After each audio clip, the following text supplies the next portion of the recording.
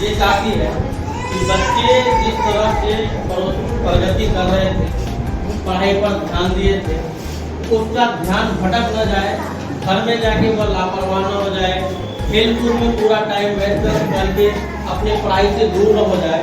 बस उसी चीज़ को मुकम्मल रखने के लिए, उसी चीज़ को पूरा करने के लिए कि उसकी पढ़ाई बाधित न हो, पढ़ाई कंटिन्यू है, उसके लिए मीटिंग बुलाई गई है। हम लोगों को एक टास्क दिया गया है कि आप ये 20 दिन की जो छुट्टी स्कूल में हो रही है, तो ये टास्क आप बच्चों को दें, बच्चों को देकर नहीं छोड़ दें, बल्कि उसके गार्जियन को बुलाएं। क्योंकि जितना भी जो टास्क पहले दिया जाता था, तो उसमें क्या होता था कि आज हम टास्क दिए, बच्चों को होमवर्क दिए, कल हो गया उसका कॉपी चेक कर लेते। आप जो टास्क दे रहे हैं तो 20 दिन तक वो हमारे टच में नहीं रहेगा, हम उसका कॉपी कल हो गया कि नहीं देख सकते हैं। तो वो कॉपी देखने की जिम्मेवारी आपकी है। ऐसे भी कहा जाता है कि बच्चों का सबसे पहला पाठशाला, सबसे पहला विद्यालय जो होता है वो क्या होता है, उसका अपना घर होता है।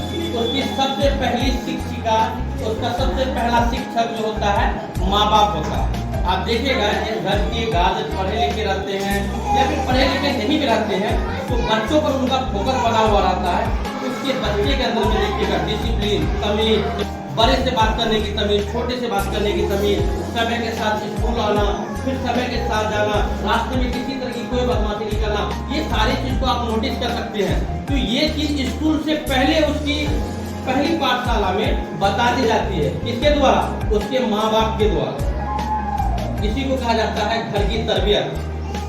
तो 20 दिन तक आप बच्चों के लिए सिर्फ माँ बाप ही नहीं बल्कि शिक्षक है, और ये सारे होमवर्क वो जो काम हम कर रहे थे यहाँ पे, वो काम को देखना आपकी जिम्मेवारी है। अगर इस जगह हम चाहते तो सिर्फ उसको होमवर्क के दे के छोड़ देते कि बेटा 20 दिन के अंदर में तुमको ये सारा मुकम्मल करके आना, लेकिन क्या होता आपको पता नहीं होता।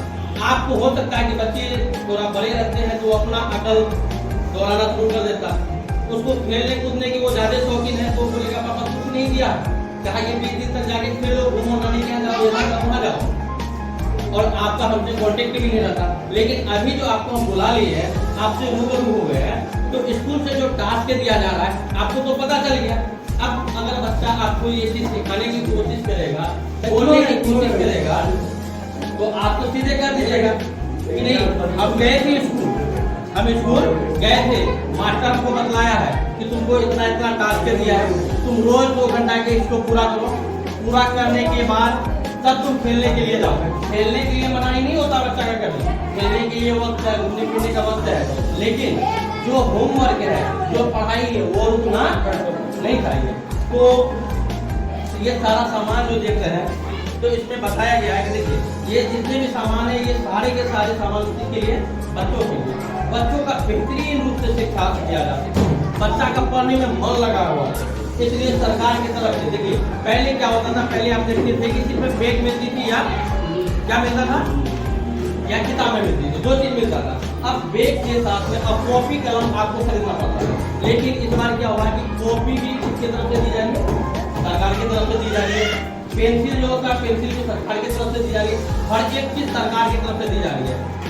जब सरकार हम पे, हमारे बच्चे पर जब इतना मेहनत कर रहा है, तो हमारा भी तो कुछ फर्ज है, मेरा भी तो कुछ फर्ज है। जब सरकार अपना फर्ज पूरा करने में कोई कोताही नहीं छोड़ रहा है, वो ड्रेस का रुपया देता है, वो बच्चों को बेहतरीन शिक्षा देने के लिए। आप देखिएगा प्राइवेट स्कूल में जाइएगा, प्राइवेट स्कूल में ये सारी चीजें आपको नहीं मिलेगी।